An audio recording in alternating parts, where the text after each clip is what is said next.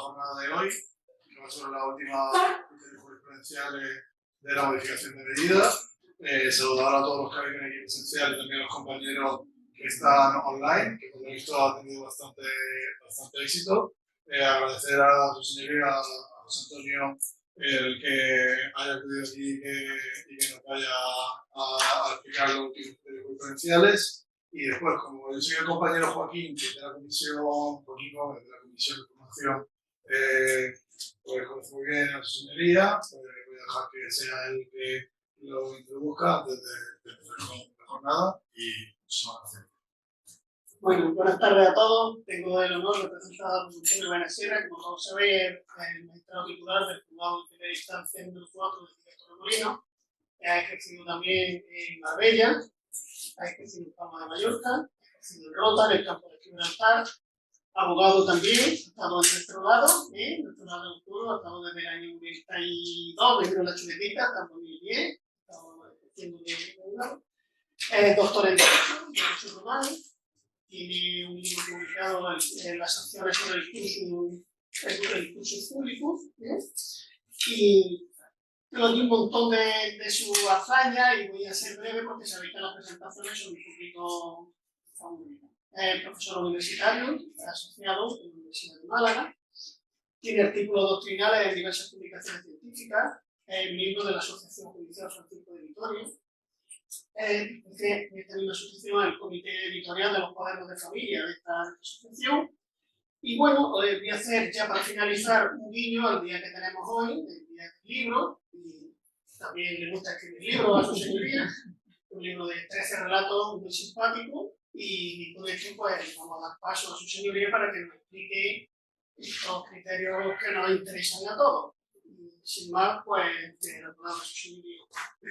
Muchas gracias, Joaquín. Muchas gracias, señora de Marbella, por haberme invitado. Para mí es un placer y un honor estar aquí delante de ustedes, delante de tan distinguido auditorio, para comentar más que explicar, porque acá todos somos juristas, todos somos compañeros, porque cada uno se siente en la sala, en un lado o en otro.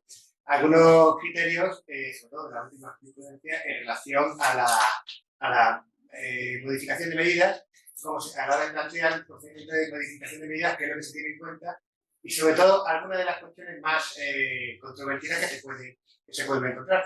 La mayoría de los que estamos aquí conocemos básicamente en qué consiste el procedimiento de modificación de medidas, qué es lo que exige la ley, que nos remite al Código Civil, y la ley que nos remite es básicamente que el artículo 90 del Código Civil viene a establecer que las sentencias donde se determine la separación, nulidad o divorcio, y por equiparación, aquellas donde simplemente se tratan de regular medidas paternofiliales cuando se interrumpe una convivencia, hay que dictar una serie de medidas que son básicamente en 4 aspectos. Hay que contestar el régimen de guardia y custodia, que va a quedar los hijos si los hay, el uso de la vivienda familiar y la pensión de alimentos. Básicamente estos son los criterios que existen en la ley.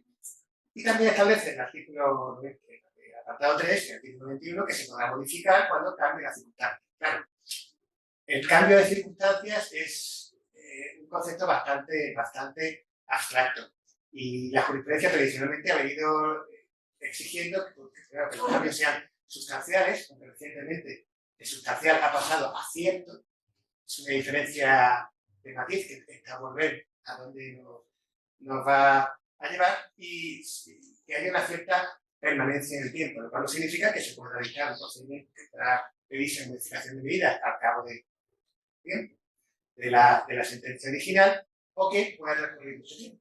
Pero también es natural que se pueda, que la jurisprudencia venga a exigir sea restrictiva a la hora de interpretar estos requisitos, porque si no, imagínense, seguramente habrán tenido clientes que quieran, después de perder un juicio que no ha atendido a sus expectativas, al año siguiente, no, porque vamos a poner una modificación de medidas. Con este criterio, imaginaros que si los niños son pequeños, el procedimiento estándar de unos hijos pequeños de 3, 5, 7 años, hasta que alcanza la mayoría de edad, y después tendríamos modificación de medidas prácticamente cada 6 meses, en todos los procedimientos. Entonces, es normal que tanto la ley como el Tribunal Supremo vengan a establecer criterios razonablemente restrictivos. Entonces, con esta premisa, lo que que dice la ley básicamente es que se trata de una alteración sustancial, cierta, de las circunstancias que se tienen en cuenta en el momento en que se dicta la sentencia de resolución o el acuerdo notarial. El acuerdo notarial no es código, pero también voy a hacer una referencia al final sobre las cuestiones sobre pensión compensatoria, que también tiene su función. Después que la situación sea sobrevenida y por tanto no previsible, es decir, si las circunstancias ya existían con anterioridad, entonces no procede a modificar lo que ya se podía haber sabido o se podía haber sabido con anterioridad. Después que haya cierta permanencia en el tiempo. Pero todo esto ya lo saben ustedes, no estoy descubriendo nada. Entonces, ¿para qué estoy aquí entonces? Quizás para decirles, para comentarles, digamos, las cuestiones que se pueden ser más polémicas o las que pueden ser un poco más novedosas o más extrañas. Por eso voy a centrar básicamente la intervención en los 4 elementos que establece que se pueden modificar, que son patria potestad, vivienda, custodia y la pensión de alimentos, y después hablaré de la pensión compensatoria. Empezando por la patria potestad, normalmente no suele ser habitual que haya un procedimiento donde específicamente se lleva a cabo para privar la patria potestad. Normalmente suele venir aparejado con otro tipo de medidas. Se pide la privación de patria potestad, se suele pedir también que no se fije el régimen de visitas, y realmente una modificación de medidas solo para la patria potestad no suele ser habitual, pero puede existir.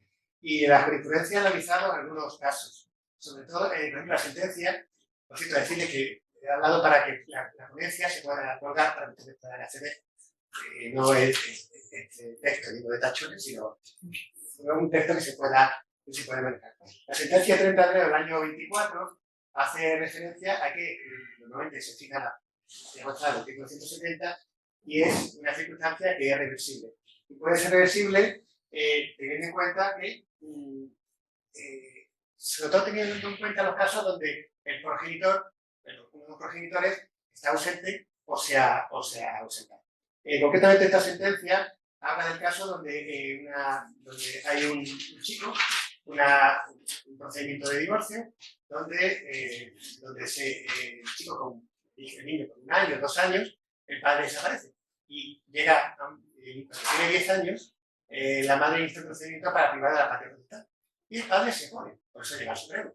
Porque si no hay oposición, el Supremo no se tendría. Entonces, la cuestión que después desaparece, incluso del procedimiento, desaparece. Entonces considera la sala que mantener un régimen de patria potestad compartida no solamente no funciona, sino que no beneficia el interés del menor. Es que el interés del menor se ha establecido como un marco que todos tendríamos que poner en nuestra pared. El interés superior del menor es lo que preside todo.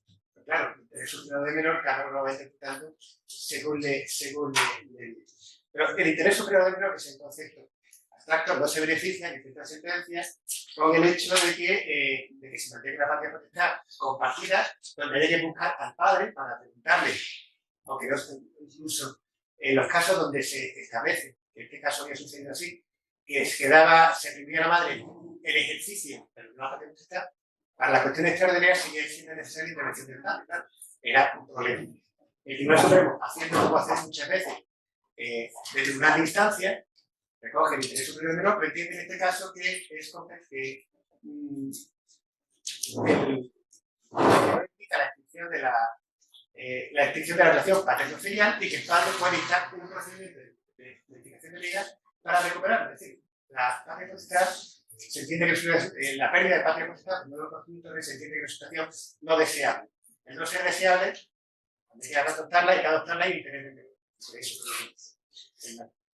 Pero que, bajo las circunstancias, el padre quiere recuperarla, puede dictar procedimiento de modificación de medidas para volver a acordarla. Ahora, habrá que ver si el menor, después de 10 años, en este caso, después de que ha estado 10 años sin que el padre aparezca, puede tener algún tipo de interés en comunicarse.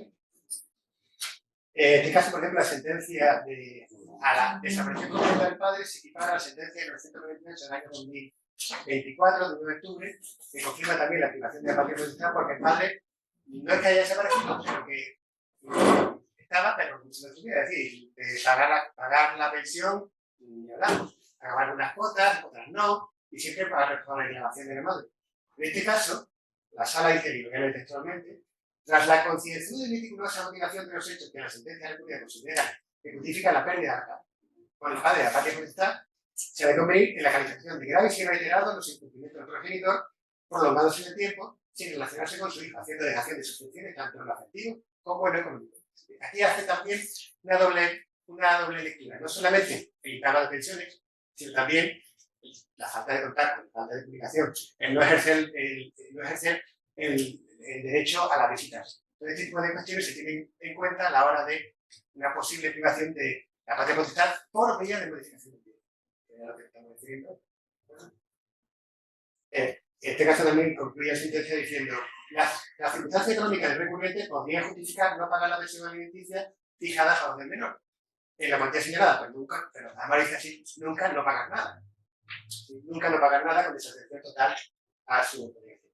Esto más o menos, en lo que he buscado también unas sentencias, hay pocas, donde se insta la recuperación de la patria potestad, también con oposición, pero sobre todo ese tipo de procedimientos no será en modificación de medidas, sino también en la resolución administrativa para la privación de la patria potestad por parte de la administración. Es decir, la administración le quita el hijo a los padres, a los progenitores, se lo quita y asume la guarda, la guarda. Entonces, ese tipo de procedimientos es mucho más habitual el intentar recuperar la patria potestad. ¿Y por qué? Por lo que he dicho antes, porque una vez que la patria potestad se ha perdido, y si se ha perdido es por un episodio de violencia en el hogar, por un episodio de abusos sexuales, que dirán que los sistemas penales, o bien porque el padre ni ha aparecido durante muchos años.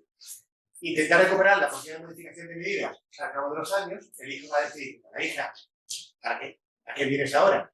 No suele ser habitual, porque cuando eso sucede generalmente el otro progenitor suele estar dispuesto a compartir las cargas, las facultades.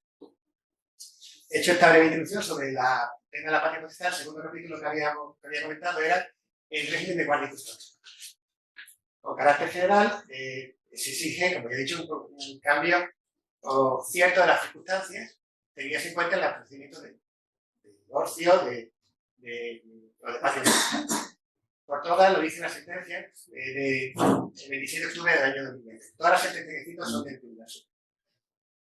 La mayor parte de los casos examina la transferencia, lo que se ha visto últimamente, la transferencia de una custodia monoparental a una custodia compartida, generalmente, es un caso que se han venido examinando. En particular, las dos sentencias del 26 de febrero y 5 de abril del año 19 estimaron que concurrían los requisitos tanto de cambio cierto de circunstancias y del interés de los menores. Recordad, el interés de los menores, eso por encima de todo. En nuestras demandas, en nuestras contestaciones, el interés del menor tiene que estar, aunque el interés del menor muchas veces los padres no se acuerden o tengan bastante detrás de sus intereses, de sus propios intereses. En este caso, decía, dada la escasa edad que tenían los hijos menores cuando los padres se divorciaron, el tiempo transcurrido, la posibilidad de vivienda independiente del padre, la reconstrucción de su vida afectiva por parte de ambos progenitores, la idoneidad como educadores de ambos, la trascendencia y el entorno psicosocial, esta sentencia en concreto, que donde se aconseja la custodia compartida todo ello unido a un amplio número de visitas existentes que va a facilitar la transición. Es decir, es perfectamente posible tener un régimen monoparental y pasarlo a un régimen de guardia. Eso es, no solamente es posible, sino que además el Tribunal Supremo lo ve como deseable siempre que concurran una serie de circunstancias. No es imprescindible que los padres se lleven bien. Eso, si algo hemos visto en sala, creo que lo he dicho alguna vez, no es imprescindible que los padres se lleven bien, pero sí es importante que los padres tengan la suficiente responsabilidad para saber qué le interesa a sus hijos. Y que cuidar a un hijo en régimen monoparental, aunque se ponga una pensión, supone una serie de cargas.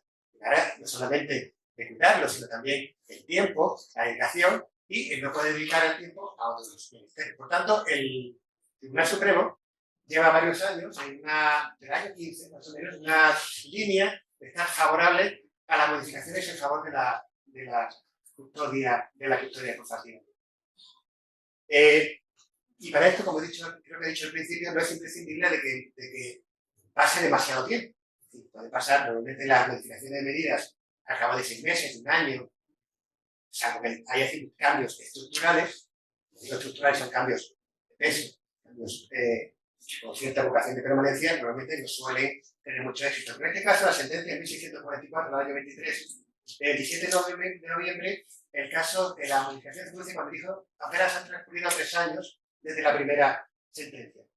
Y dice la sentencia recurrida, a diferencia de la dictada por orden de primera instancia, no aplica correctamente a la acción anterior, ya que la escasa edad del menor, cuando se introducía la custodia exclusiva a la madre, o sea, había pasado 3 años. El tiempo transcurrido, la reconstrucción de la vida afectiva del padre y el hecho de que haya tenido otro hijo permiten apreciar, conforme a la civil, un cambio cierto y sustancial de las circunstancias.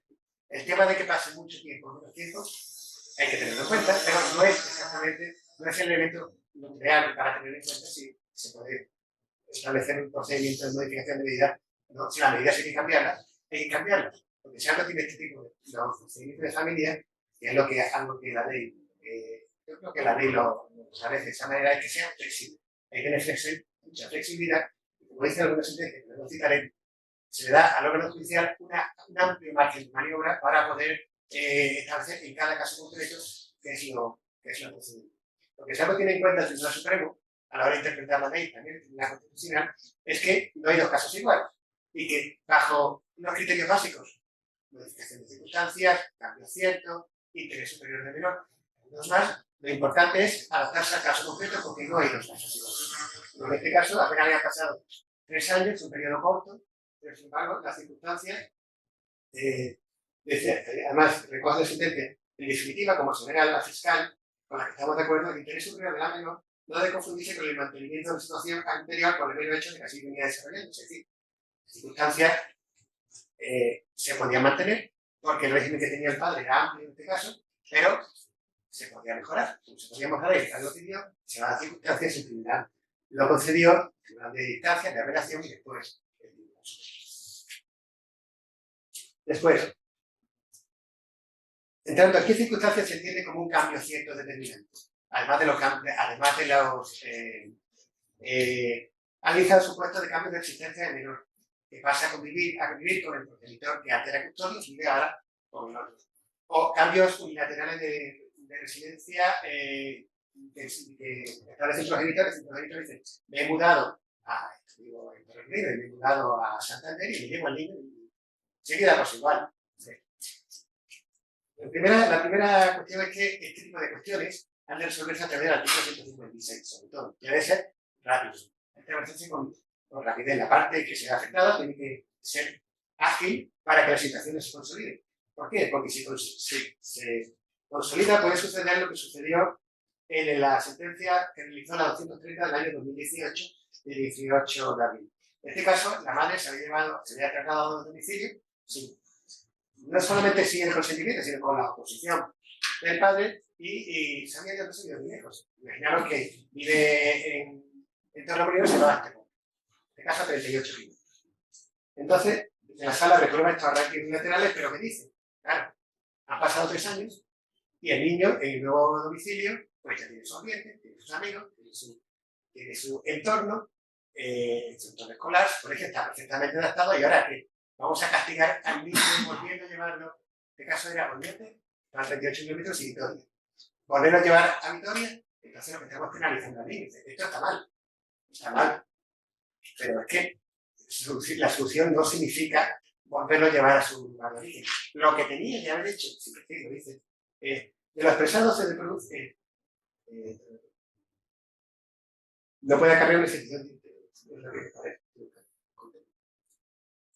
De lo expresado se deduce que se ha producido la consolidación de una nueva residencia en Oñati, que en su día pudo haberse evitado con la adopción de las correspondientes medidas profesionales o cautelares. Es decir, la parte afectada tenía que haber sido ágil y haber evitado el 156 por en la ejercicio patria potestad o si quería modificación de medidas, haber dictado unas medidas profesionales previas o coetáneas. Y no lo hizo. Entonces, simplemente se dictó una demanda de modificación de medidas sin dictar medidas profesionales, se prolongó, llegó al Tribunal Supremo, ya pasó 3 años, el niño ya estaba en la universidad y dice, eso está mal, pero ¿qué hacemos? Ahora no vamos a sacar al niño donde estaba, a llevarlo a su pedagogía, a su domicilio original, porque quien sufre es el niño. ¿Qué caso niño? Y en este caso, además, había relativamente poca distancia, 38 kilómetros. Yo creo que es lo que habría entre Líbano y Marbella. No queda muy lejos, pero tampoco queda cerca. Sobre todo, lo que se sanciona es que la madre en este caso se había llevado al niño sin consentimiento, no solo sin consentimiento, sino con la oposición, porque había comentado con el padre que se quería marchar y el padre dijo que no. Aunque el artículo 19 de la Constitución dice que cada uno puede residir donde quiera, lo cierto es que en este caso, cuando tienen niños, hay que tener un punto de cuidado. Lo que sí queda fuera de este procedimiento, eso también hay que decirlo, es los casos donde hay sustracción de menores. Es decir, no se trata de que la madre diga, me voy a vivir en tal sitio, sigue el régimen de visita, venga a verlo aquí si quieres. No. Sustracción de menores es que me llevo al niño, me lo llevo a otro sitio y tú no vengas, no puedes hacerlo. Entonces, sustracción de menores, que suele ser de carácter internacional, me llevo a otro país, lo llevo a Francia, me llevo a Suiza, me llevo a Italia, y aquí está el niño, si quiere ver al niño, ven aquí. No. Ahí sí puede dictar el procedimiento de sustracción de menores 778 bis y siguiente del Código del Enjuiciamiento Civil a través del Convenio de la Haya de 1980. Después, otro caso que suele suceder. ¿Qué pasa cuando un progenitor que tiene la custodia no se la da al padre o a la madre ni para atrás? Bajo determinadas circunstancias. Es que el niño no quiere, es que el niño está malo, es que el niño no quiere ver al padre. Hay un caso interesante que me suena, en 1984, año 2023, en el cual el padre que abusa del niño o de la niña y le pone una denuncia penal, va al hospital, el hospital le hace un parte y eso para el padre, realmente el padre, suele ser un cáncer. Entonces, la sentencia 984-23 es un caso, digamos, extremo, donde tanto al padre como a la madre habría que cogerlo, hay que echarle de comer. En este caso, el padre tenía denuncias penales por abuso, no por abuso, sino por violencia de género. Y estaban tramitándose, estaban pendientes de juicio, pero había, digamos, escritos de acusación, entonces la madre se negaba a entregar al niño a la madre, al padre, porque decía que es que abusaba sexualmente de ella, le había puesto denuncia. Si queréis imaginaros el carácter de la madre y el carácter del padre. Sobreprotector a la madre, el padre en principio sospechoso de matar. Y voy a ver lo que dice la sentencia. 984-84-23. El interés de la menor difícilmente puede concebirse desde un punto de vista estrictamente abstracto general, de entidad simple especulación intelectual que prescinda del concreto examen de las circunstancias que se manifiestan. Es decir, como he dicho antes, que el interés del menor, superior al menor, hay que ver caso por caso cuál es el interés en cada caso. Por otra parte, la situación de la madre determina igualmente la imposibilidad de ejercer las funciones de progenitora de la custodia, si le dice a la madre, no puede ser progenitora, en virtud de las consideraciones siguientes. El primer término, haber estabilizado desde el primer momento toda clase de contacto y comunicación del padre con su hija, con incumplimiento reiterado de diversas resoluciones judiciales que así lo hubieran acordado, hasta el punto de sustraerse a la acción de la justicia. Al haber huido con la niña, con los panaderos se desconoce. A mí no sé que es un poco el caso de España, porque sé que por lo que dice después no es el mismo.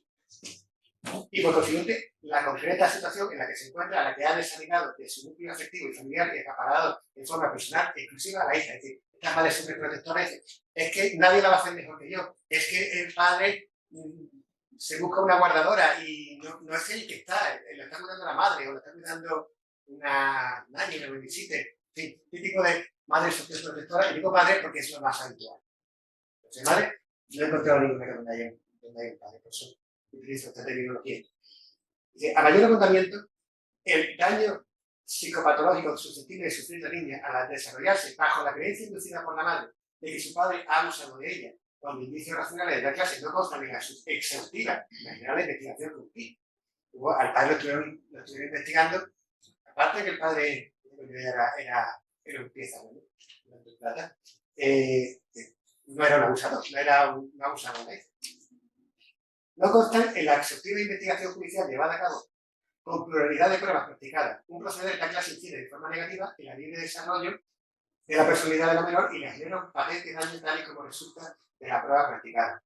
Estos casos son diferentes, estos casos no hay que confundirlos con aquellos donde el menor que tiene ya una edad, generalmente de 12, 13, 14, dice que no quiere ver al padre, no quiere ver a la madre, a uno de los dos. Estas situaciones es importante, muy importante la exploración judicial. Pero también hay que tener en cuenta que no se puede, incluso aunque el hijo manifieste su voluntad de quedarse en exclusiva, de que no quiere ver al padre, quiere ver a la madre, tampoco hay que tener, no se puede tampoco atender siempre a lo que quiere el hijo, porque lo que quiere el hijo, o la hija, no siempre es lo que es mejor para él o para ella. Y dice esta sentencia que he dicho, perdón, la 633 del 2012, ya tiene unos años, pero se ha citado, se cita mucho con utilidad. Es cierto que la opinión de los niños debe ser tenida en cuenta y que el artículo 92 del Código Civil, en relación con el artículo 9 de la Ley Orgánica 1/97, 15 de enero de protección política del menor, no indica ningún criterio para determinar y delimitar el interés del menor en régimen de custodia, salvo que resulta de un Es decir, la ley lo que dice es que hay que procurar que no se separen los hermanos, lo que dice el Código Civil, pero aparte de eso, no dice mucho más. Estas han utilizado algunos criterios tales como la práctica anterior de los progenitores en sus relaciones con el menor y sus actitudes personales, los deseos manifestados por los menores competentes. Lo que dice el menor, obviamente se escucha, se tiene en cuenta. Pues se tiene en cuenta y se deja un poco cautela a ver el resto de pruebas. El estudio de los informes existe legalmente y cualquier otra medida, al menos una vida adecuada en una convivencia que forzosamente deberá ser más compleja que la que se lleva a cabo contra los progenitores.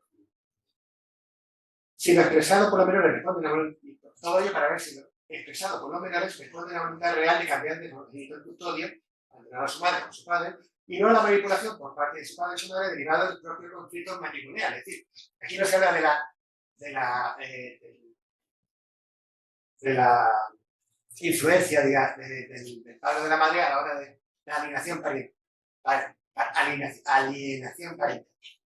No se habla. Que no existe, para verla ahí, como dice, se puede decir. Entonces, después tiene que ver sobre todo la exploración y el método de prueba de informes periciales que nos hubiera es determinar, a ver, realmente, qué es lo que está pasando y que lo que el hijo quiera cambiar de guardia y custodia no significa que no esté influenciado por el otro progenitor, o bien por prebendas, o bien por regalos, o bien por diciendo que tu padre es malo, tu padre ha hecho esto, tu madre. Y entonces eso cala mucho en los hijos, sobre todo cuando tienen ya un cierto entendimiento, pero son todavía pequeños y eso va generando. Entonces, yo no quiero a mi padre, no quiero a mi madre, mi padre. Ah, es que no quiere verlo, ¿qué quiere algo? Entonces, eso tampoco puede proceder. La modificación de medidas por este tipo de cuestiones también. Hay un caso un poco de laboratorio también que quiero citar aquí, que se produce cuando hay mención de impugnación de la filiación frente al progenitor aparente. Y resulta que el progenitor aparente pues lleva toda la vida cuidando de este caso de niño. Le pone Flora, hablando de niño. Entonces, ¿qué pasa? Pues hay impugnación de paternidad y dice que el padre pues es otra persona. Si quiere ser su padre durante toda su vida, pues ya lo es padre.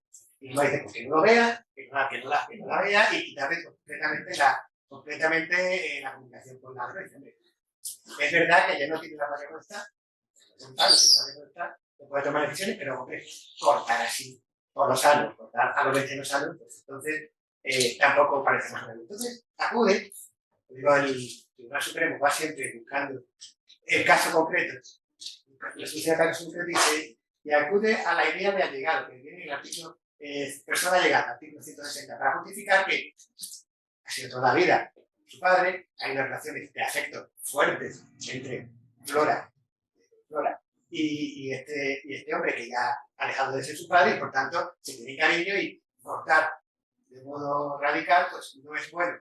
No es bueno para la menor, el interés superior del menor que está ahí.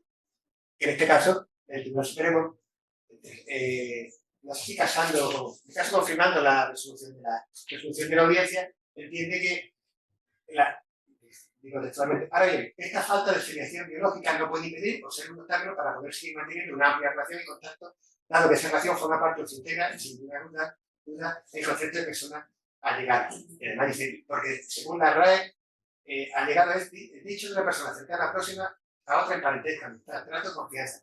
Soy censurado. La RAE es la palabra allegada. Es un caso un poco de laboratorio, pero también podemos tener en cuenta, querido citarlo. Pero se da, ¿eh? Pienso que se da más de lo que... Pues yo solo he encontrado esta sentencia, he estado buscando también, porque también se dan los casos de exfiliación, y no he encontrado ninguna sentencia que se me ha citado donde después de declarar una afiliación de matrimonial, una imputación de filiación, entonces el padre, el que ha sido padre, dice, no, pues ahora ya no quiero pagar pensión y por lo tanto quiero que me devuelvan el dinero. Pero claro, las pensiones no se devuelven. Ahora sí, hay una pensión, hay una acción de enriquecimiento injusto posible, o sea, entonces, eso también pasa. Ahora quiero que me devuelva todo lo que yo he pagado por el tiempo que he sido padre, me ha estado sacando los cuartos, sin darse cuenta que ha sido muy diferente. Y hay relaciones de afecto. Y esas relaciones de afecto pueden verse destruidas por esa reclamación de cantidad. Pero bueno, que también eso también no es tan frecuente, pero el Tribunal Supremo creo que no he encontrado ninguna del Supremo donde siga bien diferencial. No quería citar solo jurisprudencia, jurisprudencia del Tribunal Supremo, no se materia de razón. Por algo sí diré después sobre este particular, hablar de la pensión compensatoria. A ver, hemos hablado de la vivienda familiar. La vivienda familiar, ¿qué es vivienda familiar? Vivienda familiar es aquella donde el artículo 26.1 dice que están los hijos menores, el cónyuge custodio y los hijos menores mientras convivan con ella. Convivan. Cuando alcanzan la mayoría de edad, pues entonces pues, desaparece el uso preferente y entonces estará a lo procedente. Este lo procedente el Supremo lo usa al tajo. Para después decir, aquí, ahora por aquí, o ahora por aquí. Ya digo literalmente. Entonces he visto algunos casos, porque es verdad que el Supremo no habla en la ley, es muy escasa, y las reformas no lo han acabado de arreglar, de aclarar algunos casos.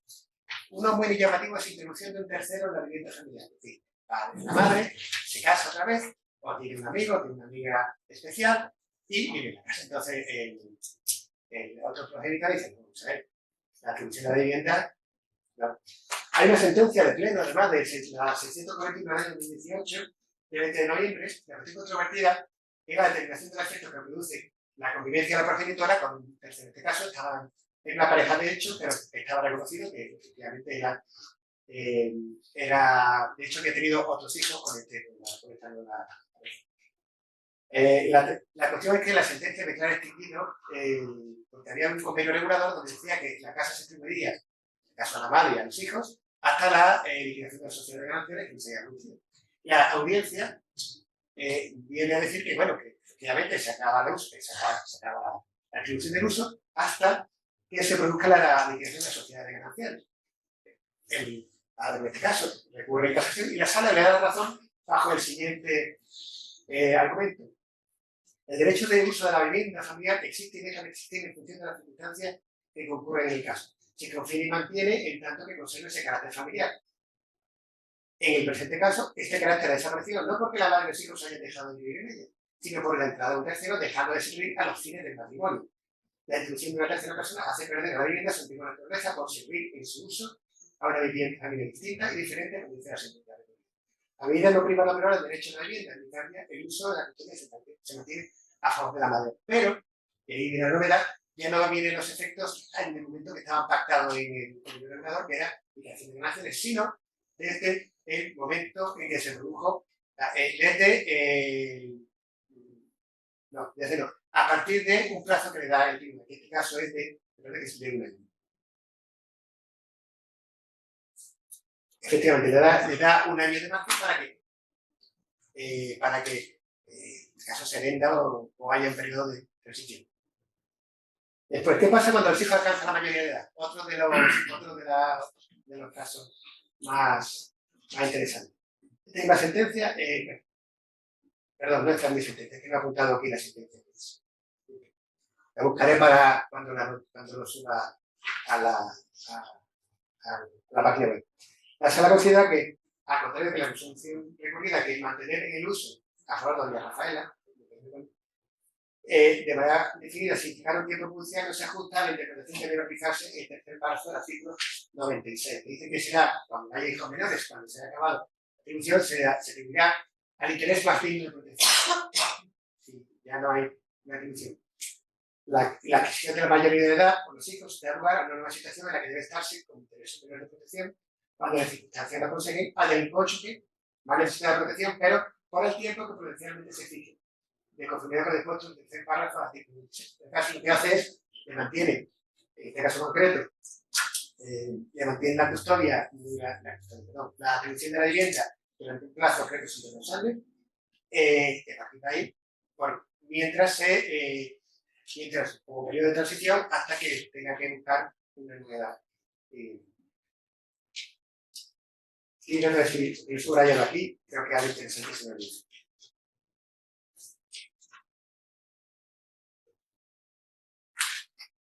Otro supuesto.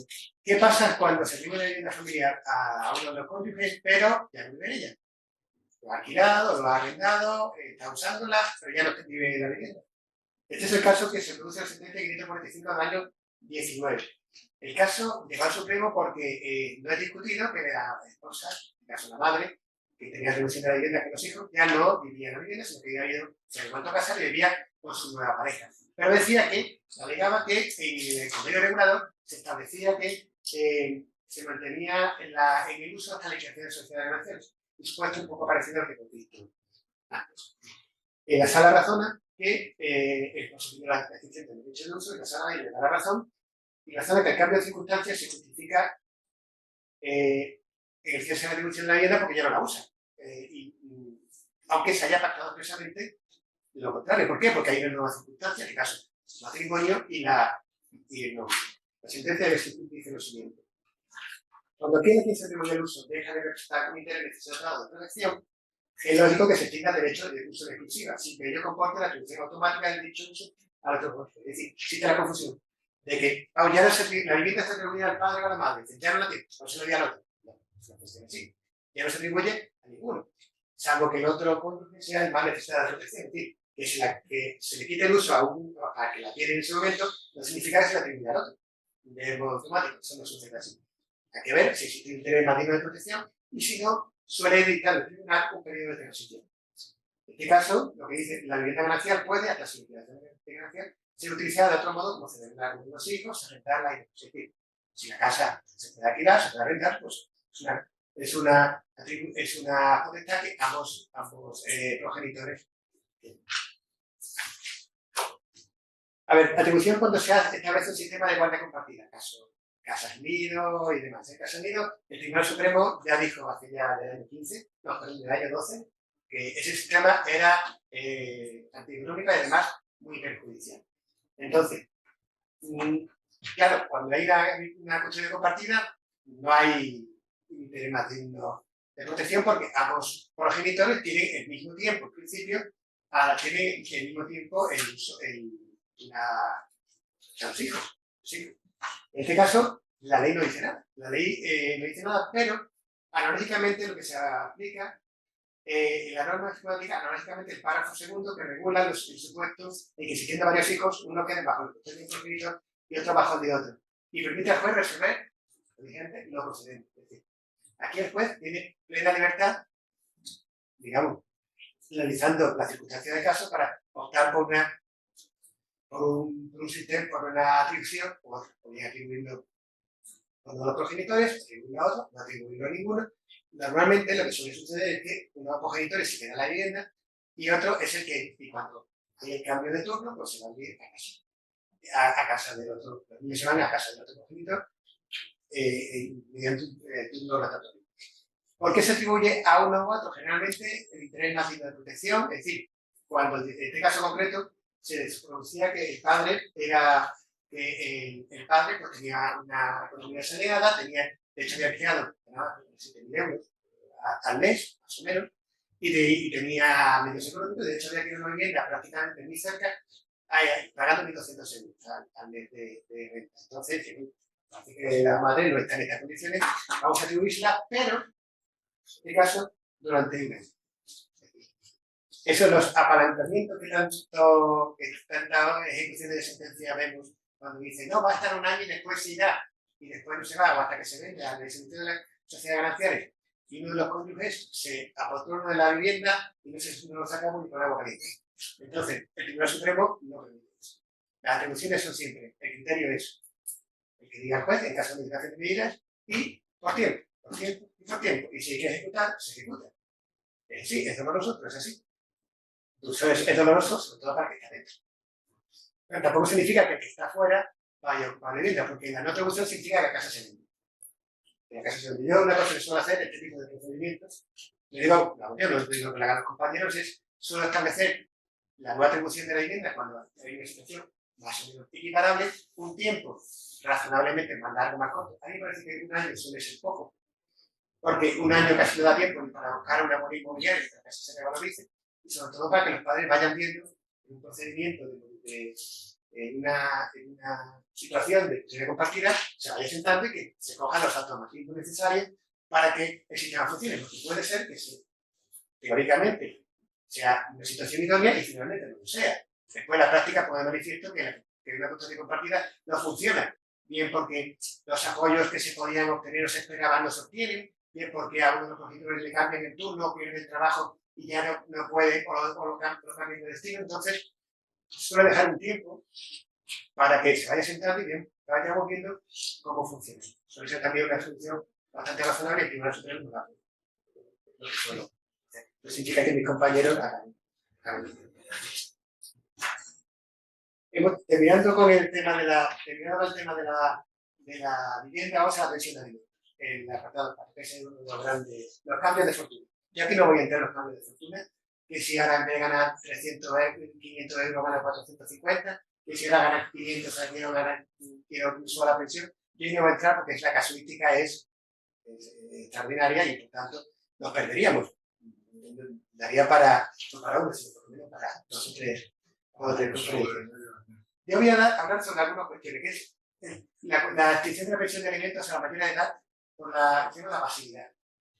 La pasividad, es decir, el hijo alcanza la mayoría de edad, es decir, ya creo que aquí todos sabemos que cumplir 18 años no significa que la pensión se extinga. Nunca, nunca, nunca.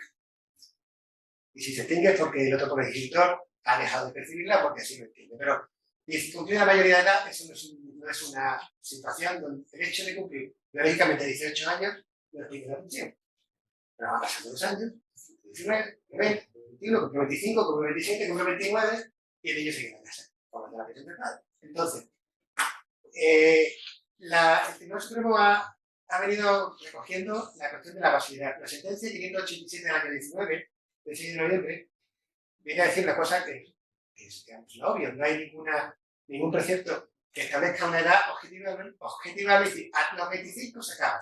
No lo hay y no lo puede haber, porque además es razonable que cada casa es un mundo, cada situación es un mundo, y a lo mejor extinguir una pensión con 27 años no es el momento, y extinguirla con 19, pues es el momento. Entonces, no hay una edad objetiva. Entonces, ¿cómo se establece? ¿Qué va a ser el criterio? Entonces, esta sentencia recoge la doctrina fijada en la sentencia del 558 del año 2016, del 21 de noviembre, que viene recuerda que ha venido a poner acento en delegarnos por la pasividad del hijo, hija que no puede repercutir negativamente de su padre. Es decir, en este caso, la 603 del año 15 reconoce el caso de la pasividad. El caso es el siguiente: el hijo tiene 25 años, accede al mercado laboral de manera intermitente en el año 2007, es decir, que han pasado 8 años hasta la sentencia, tiene un piso en propiedad y ha abandonado cualquier tipo de formación reglada, si bien lo que hace de manera oportunista, y la palabra oportunista que utiliza la audiencia provincial es conoce la sentencia de la demanda, entonces se matricula en un curso de un año.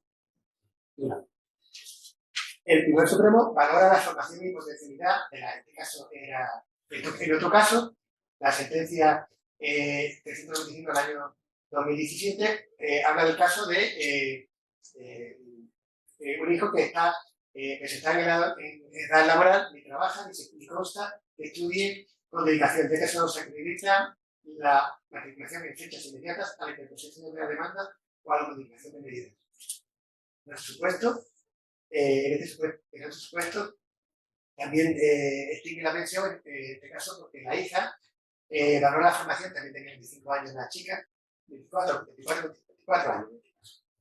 Valora que la hija es mayor de edad y tiene una excelente formación académica con una licenciatura y estudios en el extranjero, que si con eso no se ha encontrado trabajo,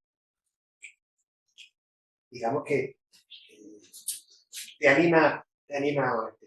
Lo normal también suele ser que, aunque no lo diga ninguna parte, no lo diga ninguna sentencia, los tribunales son más restrictivos conforme el hijo va cumpliendo años. No es lo mismo que te pida la extinción con 19 que pida con 27, he visto una con 29 años. No he visto tampoco ninguna sentencia donde se mantenga la pensión a alguien que tenga más de 30 años. No lo hayan intentado. El otro gran supuesto es la extinción de la pensión por desafección de los hijos. Es decir, el hijo no quiere ver al padre, no quiere ver a la madre, no tiene ningún interés. A partir de la sentencia 104 del año 19, se comenzó a considerar la falta de afección de comunicación consciente y voluntaria de los hijos con el progenitor. Esta sentencia es importante porque en las causas de extinción de una pensión no aparece en el capítulo correspondiente a la relación a los alimentos entre parientes, no es una causa de extinción. Entonces el Tribunal Supremo, pues digamos, voy a vestir de legislador y voy a inventarme una teoría para hacer algo que la ley no dice. Y se va al Código Civil de Cataluña, que sigue un precepto que lo dice, y se va a la normativa sobre la desheredación.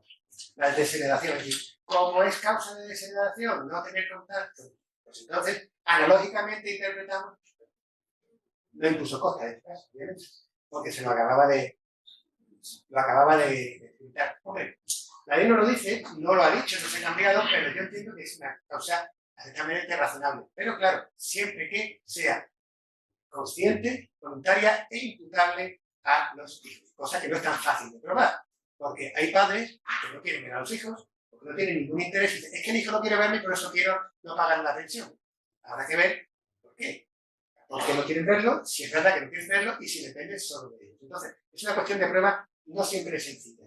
En este caso también cita la sentencia 184 del año 2001. Imaginaros, entonces tuvo que ir al Tribunal Supremo para interpretar que la ley permitía, de caso se interpreta la sentencia 184 del año 2001 y el artículo 3.1 del Código Civil. Es decir, aquel que dice las normas se interpretarán atendiendo a la novedad social del tiempo que se aplica.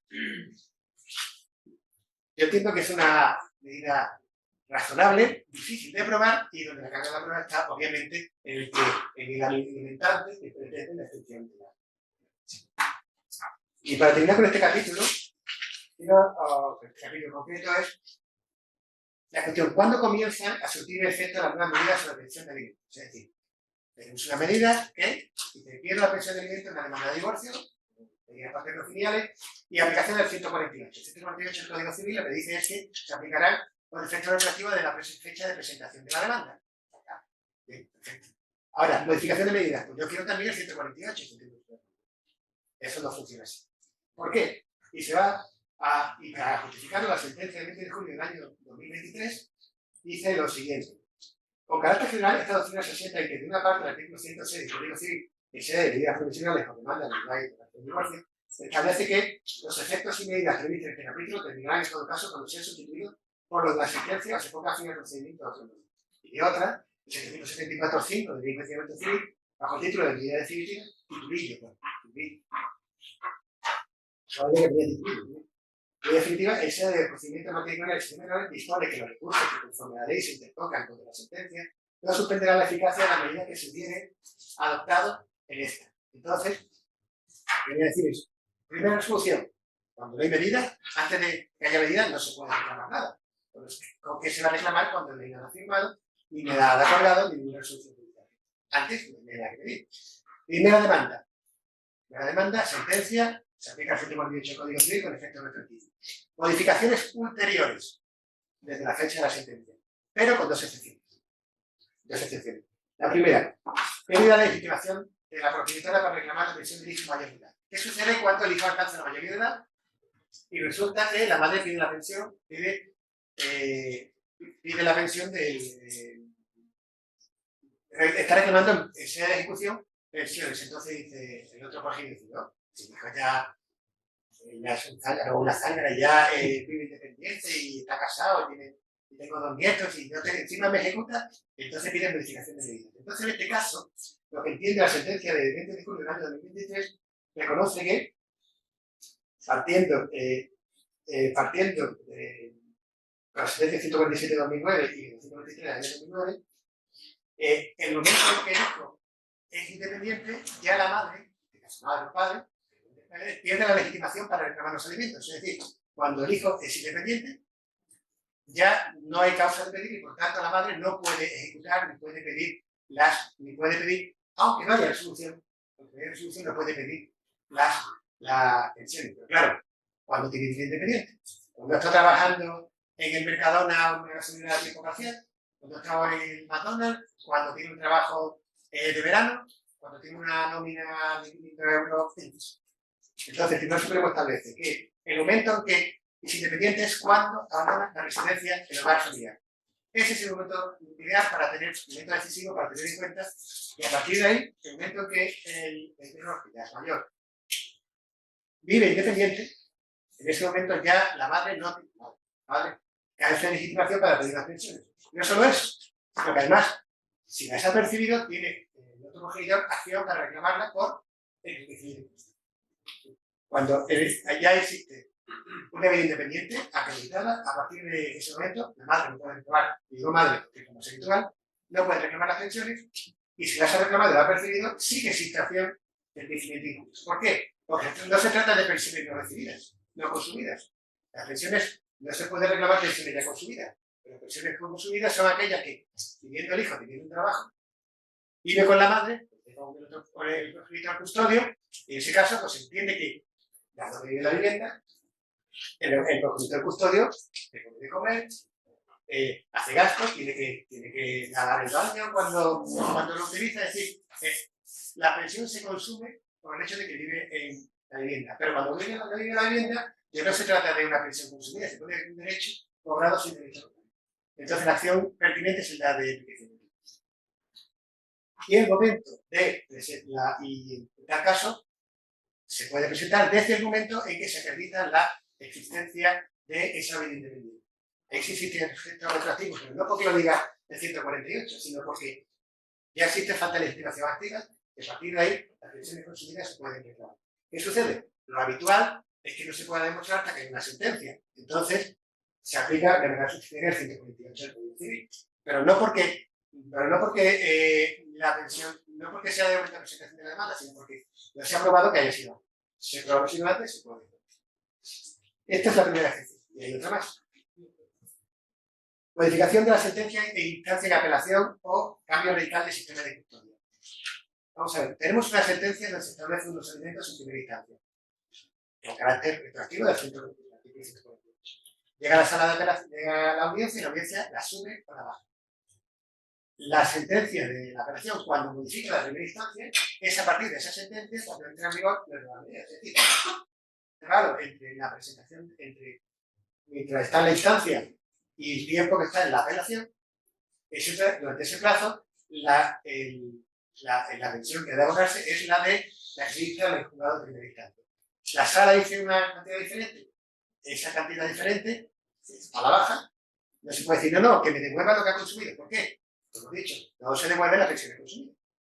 Por lo cual, el momento de la exigencia es el momento de la sentencia de la segunda instancia. Por su caso, del Tribunal Supremo. Pero hay también hay otra excepción que es qué sucede cuando hay un cambio radical de custodia. Es decir, cuando la tiene la madre y ahora la sentencia dice, no, pues hay un cambio de custodia y ahora la va a tener el padre. De la madre al padre o del padre a la madre. En tal caso, el cambio de sistema de custodia sí justifica que desde el momento en que se produjo, quien estaba cobrando, ahora tiene que pagar.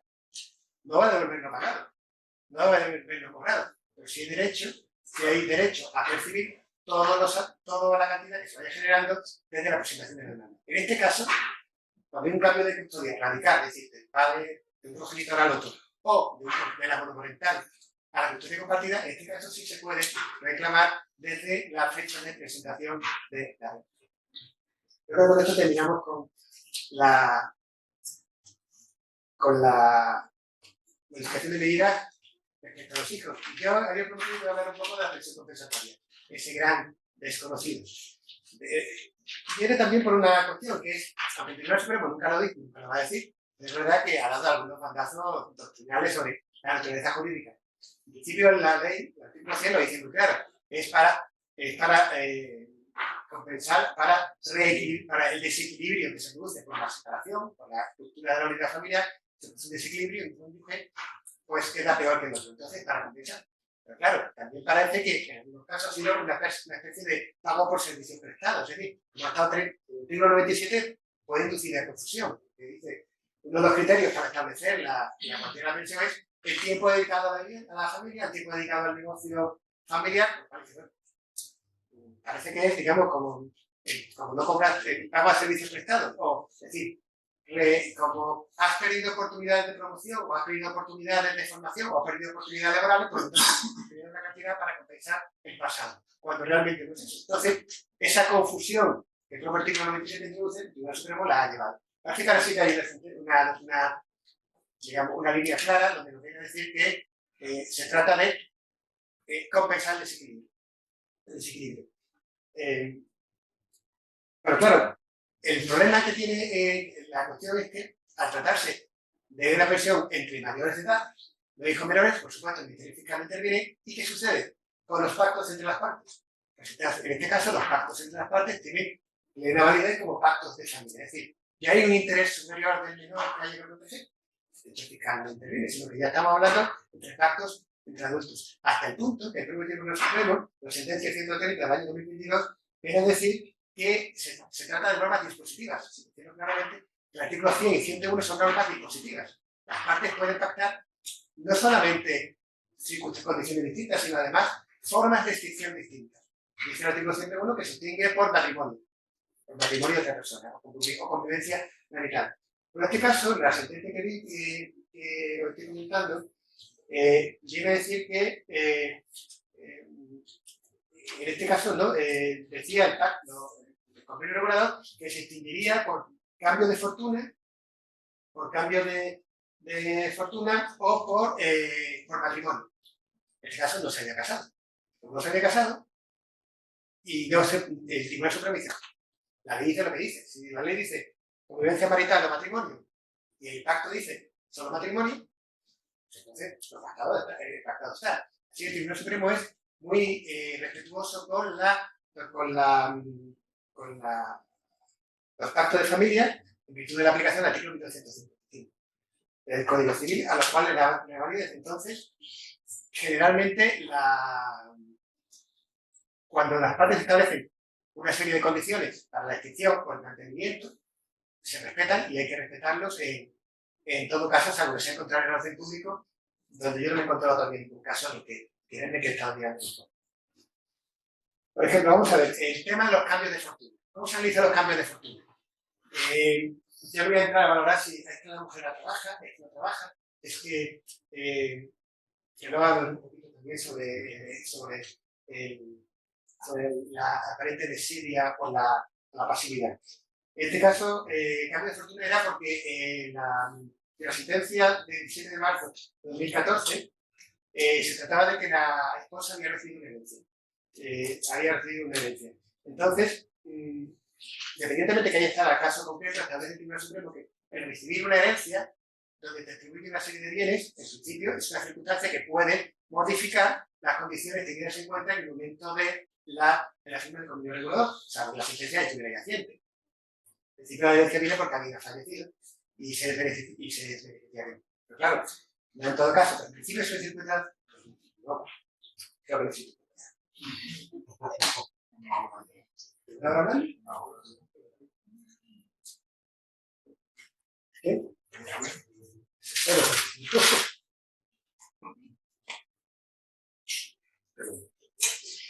Lo que decía es que el hecho de una herencia, de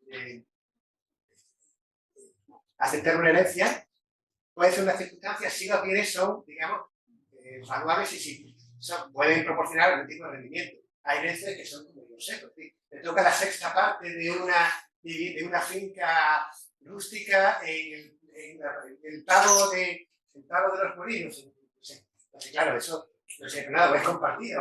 Entonces, si eso no tiene posibilidad de valuarse en dinero de un modo claro y sencillo, la herencia de una sexta parte se puede vender. Y la finca puede ser millonaria, pero mientras se hace o no se hace dinero, puede perjudicar. Entonces, en principio, no es una causa es una causa posible de extinción, pero solo de modo teórico. Habría que ver el caso concreto. Igual pasa con la liquidación de las sociedades gananciales. En unos bienes gananciales, donde suele pasar, donde el matrimonio, la pareja, digamos, tiene cierta solvencia económica y ahí nos viene que mientras no hay acuerdo, mientras se realiza el inventario, pues se está administrando, por ejemplo, uno de los cónyuges lo está administrando, el otro, como suele pasar cuando la ruptura no es pacífica, al otro no le da bola, no es un céntimo o no ve cantidades ridículas, entonces hago una pensión. Si no, pero pues se tira la pensión porque ya se ha partido. Si la partición le da bienes concretos que pueden transformar en dinero, con los cuales pueden ser rentables económicamente, pues puede también solicitar se puede solicitar la modificación de medidas en el sentido de pedir la extinción o la reducción de la pensión compensatoria. Teniendo en cuenta que normalmente, por los casos que he visto, primero se pide la extinción o subsidiariamente la reducción en la cuantía o en el tiempo.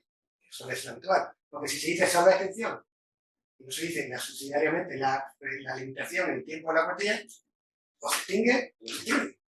Porque si no habría incongruencia interpretita, es decir, no se puede dar mal que se pide justicia rogada. Entonces, si se pide extinción, es un sí o es un no. Entonces, no, pero subsidiariamente, eso hay que pedirlo.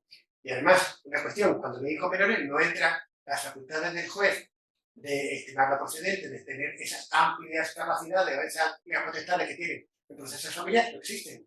No es diferente desde el punto de vista de proposición de prueba o de intervención en el procedimiento, de que tiene un juez en un procedimiento de modificación de medidas de una pensión compensatoria de la que puede tener un arrendamiento total. Incluso el arrendamiento tiene más.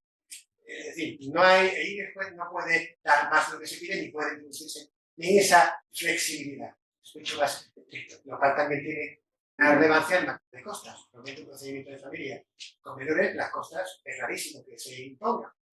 Haya una temeridad, una cuestión tanto extraña, en la cual yo casi no me he encontrado ninguna. Pero sí puede suceder en pensiones compensatorias, que son mayores de edad y en principio rige el criterio del vencimiento.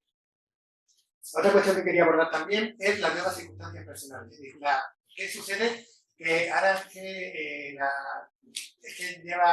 la mujer tiene 40 años y tiene una serie de... y se ha divorciado hace 7 años y esta señora es que no hace del mercado laboral. Es que no quiere entrar al mercado laboral. No que no trabaja porque no quiere, porque es más rentable cobrar la pensión. Digamos una especie de alegación muy frecuente en este tipo de procedimientos por parte del demandante. Entonces,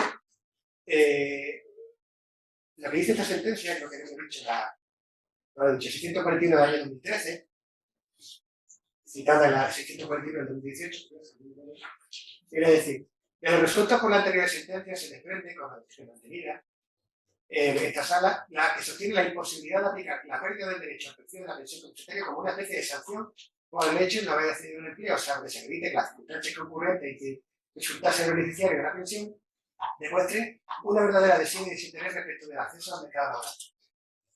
Pero algo parecido a lo que sucede con la desidia de los menores. Quizás en este caso es un poco diferente. Es decir, no es lo mismo una pensión compensatoria de una persona, una mujer con 50 y largos años que tiene escasos estudios, de una persona que lleva matrimonio que ha durado 3 o 4 años y tiene licenciatura, tiene unos estudios, exactamente lo mismo. También este tipo de casos suele haber una limitación temporal ex ante. Pero lo que no puede ser es una asociación. Usted no ha trabajado, usted no se ha buscado la vida, usted es que no quiere trabajar, pues entonces la castigo y usted no una pensión. Eso es lo que no puede ser. Y para terminar, yo creo que con esto terminamos, la posibilidad de la limitación temporal, que ya está plenamente admitida, admitida, es decir, normalmente las pensiones en los primeros años serán indefinidas, se puede modificar la medida de hacerlas, como he dicho antes, extinción, subsidiariamente, limitación en la cuantía en el tiempo. Eso es algo perfectamente posible porque después de la ruptura matrimonial pues pueden suceder muchas cosas y entonces la pensionista o el pensionista puede haber vivido con mejor fortuna, como hemos dicho, por el caso, por supuesto, que he citado antes, o bien puede hacer un trabajo, puede haber contraído un matrimonio, nuevos estudios. Entonces, la limitación temporal existe. Pero una cuestión respecto a la extinción por matrimonio. Tanto por supuesto que en el convenio regulador no se ha dicho nada, la fecha de extinción de la pensión no es la de la demanda, es la del matrimonio. Es un hecho objetivo, es cierto. Es decir, es que se ha vuelto a casar. Se casó el 24 de noviembre del año 2011. Yo pongo la demanda el 5 de mayo de 2024. Entonces se extingue el derecho a la pensión del año que se contrajo matrimonio. Normalmente, claro, al ser pensiones se prescriben a los 5 años por el 1966 o el 1967, depende de cuál se quiera aplicar.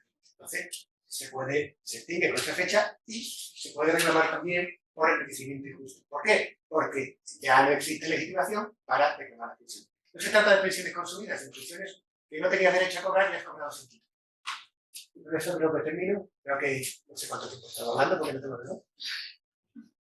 Pero a mí se me ha hecho corto. Pero con ustedes no se me ha hecho nada.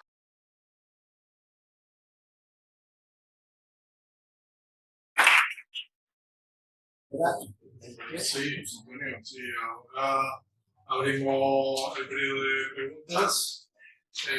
Ahí yo he estado viendo y Aquí ahí hay unas cuantas. También imprime, ¿vale? Vale. A ver, si quieren, mientras Manuel lo va imprimiendo para que sea así más fácil. Si algún compañero tiene aquí alguna pregunta. Compañero. Hola, buenas tardes. Enhorabuena, don José Antonio, por la ponencia que ha hecho. Yo quería hacerle una pregunta porque no sé si me ha quedado claro. Respecto a la modificación de medida, las pensiones de alimentos, los efectos que tiene cuando se interpone por primera vez, o sea, no cuando es una demanda de instalación, que es desde que se interpone la demanda. Cuando es una modificación, los efectos son desde la sentencia, es decir, efecto ex nunc, entiendo, y solo de forma excepcional sería ex nunc desde la interposición de la demanda. He entendido que es en el caso de que hay un enriquecimiento injusto, abuso del derecho, por el que hay una falta de legitimación, es decir, la modificación de medidas tendría efecto desde la interposición de la demanda porque había una falta de legitimación, en este caso de la madre, la demandada, lo que fuese. Y habla desde el momento que el hijo, se entiende en este caso mayor de edad, ha abandonado el hogar, no vive con la madre y una falta de legitimación. Ese es el criterio, se pone entendido, igual me equivoco con José Antonio, no sé, se pone entendido que tendría esos efectos retroactivos, incluso había ese enriquecimiento injusto. Pero en el caso de que el hijo mayor de edad, como ha dicho que no hay la legislación española, no tiene un límite o una edad, yo sé que la aragonesa habla de 27 años aproximadamente, cuando ya no se puede pedir pensión en nombre de los hijos, independientemente de que sea niño o no sea niño. Entonces, si el hijo continúa viviendo en la vivienda con la madre, gana más de 1.800 euros, la madre tiene legitimación porque puede tener 27, 28, 30, 40, sigue teniendo legitimación por el mero hecho de convivir, que incluso gana más que la madre, que más que el padre, le legitima a pedir una pensión de alimentos al padre, siguiendo el criterio que, si no he entendido mal, es ese, ¿no? Básicamente sí, ha entendido. Vamos a repetir un poco la pregunta sobre lo que se va a hablar porque muchas veces online no se escuchan las preguntas de los compañeros. Entonces, De acuerdo. Bueno, básicamente la pregunta era en relación si el hijo con ya una mayoría de edad y cobrando un salario de 1.800 euros, si le correspondería con 28 años a la madre mantener la legitimación activa para reclamar que se puede quedar 30, 40 viviendo con la madre tan cómoda, porque está muy a gusto, ¿no? ¿Quién le tendría que pagar, el hijo o el padre? Vamos a ver, la legislación de la madre existe. ¿Por qué? Porque vive en el hogar familiar. Ahora bien, el padre tendría que ser un poquito más espabilado, en este caso, tratándose de decir, hombre, o soy, yo qué sé, un potentado y me da igual 1.800 euros, me sale hasta barato, porque si el niño vive en No, el padre ha puesto una modificación de medidas. el padre está en modificación de medidas. Entonces, en este caso. Y están ejecutando, además, todo, están ejecutando todo. Continúa en esa tesitura. La legitimación la tiene. Lo que pasa es que cuando se tiene modificación de medidas, la ley permite, el 773, que es en la ley de procedimiento civil, me parece que es ese artículo, 775, ¿no? Pues, gracias por la aclaración. Permite pedir medidas provisionales. Es decir, es un caso bastante frecuente. Entonces, el padre cuando ve que pide, le ejecuta. Normalmente los padres a veces son un poquito laxos cuando el dinero no sea demasiado. En este caso de laxo tiene poco, pero bueno, sí, puede ocurrir. Pero suele suceder entonces que estaba reclamando la pensión del niño que yo pido modificación de medida, la pido ya. Y la pido ya. Entonces, mientras no haya tanto que el hijo conviva con la madre, no tenga que vivir vida independiente si no haya que hablar. Pero aunque tenga 40 años, le pregunto, aunque tenga 40 años y gane 1.800 euros, ¿estamos en una legitimación de la madre? ¿No sería un abuso? El enriquecimiento injusto no, porque en principio las pensiones, si vive con la madre, se están consumiendo el domicilio, el que fue el domicilio Pero familiar. si el padre no le paga. ¿Qué? El padre no le paga la pensión, se la reclama. No sé, es que me parece algo totalmente surrealista. Que tenga 40 años por comodidad ir a con la madre y esté legitimada la madre a pedirle al padre. Normalmente este tipo de casos, cada caso es un mundo y cada mundo es un caso. Totalmente. Cada mundo es un caso. Pero en este caso, por lo que me está usted contando, lo más seguro es que el padre, como no pagaba, me da igual, hasta que coge y se reclama todo y dice, pongo la mano, oh, Bueno, Dios no, mío, no pongo... es así exactamente, pero bueno, puede ser. Podría suceder que el padre está pagando, todo muy cómodo, pero te voy a reclamar, a ver si va que el niño... Sí, ya te digo cosas, ya te voy diciendo cosas. Hasta que llega un momento que dices, bueno, pues no te voy a reclamar. Dices, no sé si el niño te viene independiente, ¿tú qué estabas haciendo? ¿Por qué no miraste antes? Es que tú no hablas con tu hijo, no te ves lo que hay. Pero es que no es el caso. No es el caso, pero No, mi suele... pregunta es muy fácil. Si tiene 27, 28, 30, 40 años, por el mero hecho de vivir en el domicilio con la madre, ¿legitima a la madre un chico que está ganando, un señor ya que a 30 años, ganando más de 1.800 euros, le legitima a la madre o estamos en algo totalmente abusivo, ¿no? No, es abusivo, pero por eso se trata también de justicia privada. Ya no interviene el fiscal y entonces es el otro progenitor el que tiene que acreditar efectivamente esas circunstancias para extinguir la pensión. También otras circunstancias puede tener en cuenta. Por ejemplo, un segundo matrimonio. Dice usted, ya se ha casado usted de otra vivienda, le voy a pagar yo también, le voy a pagar a mantener, me voy a mantener al niño y me voy a mantener a familia del niño, que sería mi nieto o a la ex de mi hijo, ¿no? Entonces, ahí se exige, y creo, no lo he citado, pero hay una sentencia que dice que ambas partes tienen que mantener una posición activa en el ejercicio de la patria potestad y el ejercicio del derecho, y el ejercicio de los derechos y facultades que da el hecho de cuidar de los hijos menores, igual cuando son mayores. Entonces, exige una posición activa. En este caso, el padre, en el caso que usted propone, es un poco de laboratorio, un poco extremo.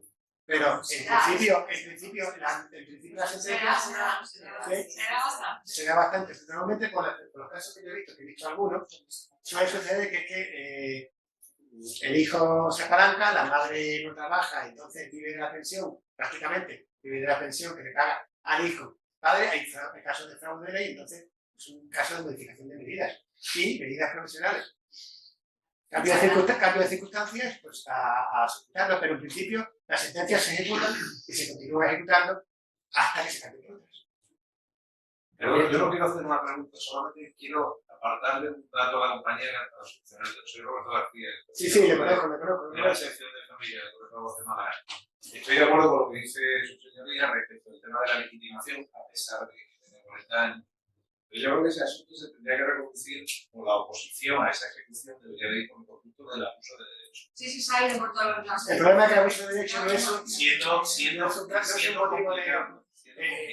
Es que no es un motivo de oposición a las resoluciones judiciales. Es verdad que hay compañeros que por la vía de resolver el caso concreto entran, aunque no es un motivo de oposición, entran a valorar y yo he visto que tienen inversiones en oposición a la ejecución. Si está en Málaga, la extingue del La orden extingue. excepcional en ejecución de sentencia. Hay muchísimas sentencias de las excepciones. Sí, en ejecución, sin tenerte que ir a una modificación. sí, pero ahí, y me consta, pero en realidad la cuestión que significa es solucionar el caso concreto, pero la ley no lo establece. La ley dice el 556 y 557. Motivos de oposición, pago, cumplimiento o acuerdo transaccional firmado notarialmente o en documento público. Y ya está. Y solo se modifica por esto. Y si un juez dice, ¿y usted no es un motivo de oposición? Pues no es un motivo de oposición. Otra cosa también que he visto yo, que en algún caso que se haya aplicado, que es muy excepcional, cuando he visto que el abuso era muy gordo, también lo digo por la vía de hecho, es decir, vamos a se paraliza la ejecución en tanto se resuelve el procedimiento de modificación de medidas. Eso sí lo he hecho en algún caso. La ley no lo prohíbe, es verdad que es una solución excepcional, pero la ley no lo prohíbe. Déjame saltarme la ley, por mucho que yo vea que es injusto, Es que es así. El Ministerio Fiscal tampoco lo dice. Pues se da todo al Ministerio Fiscal es de 56. Es que no es motivo de oposición. Ahora bien, yo sí he aplicado en algún caso, aunque siempre a instancia de parte, la suspensión de la ejecución en tanto se resuelve el procedimiento de modificación de medidas. Y en tal caso, cuando dice que por lo menos dejan de generarse nuevas pensiones. Dejan de generar nuevas pensiones. Pero solamente de manera excepcional. Si un juez le dice 556, pues mire usted, desgraciadamente, para bien o para mal, sí, y abuso de derechos, cada casa es un mundo y cada casa es una casa. Dígame. Buenas tardes. Antes de nada, como mis compañeros, le agradezco muchísimo la ponencia de esta tarde. Es que sabe de soy yo, ¿verdad? Ha sido muy ilustrativa, le estamos muy agradecidos. Y no me ha quedado claro, a lo primero de su exposición, es que se me planteó como unos clientes. La madre, el niño es menor, tiene establecida la guarda, custodia a la madre, el régimen de visitas al padre y la familia pues vive en los reinos. Y la madre alega en esa justificación de medida que se tiene que trasladar a vivir a Suiza, ¿vale? Por motivos laborales, porque suponer aquí en Torremolinos, en Málaga, no tenía trabajo. Creo, si no haber entendido, que el padre podría alegar en este caso por algún artículo de la Ley de Enjuiciamiento Civil, sustracción de menores, porque la madre quiera trasladar niños a Suiza, o tiene que alegar efectivamente la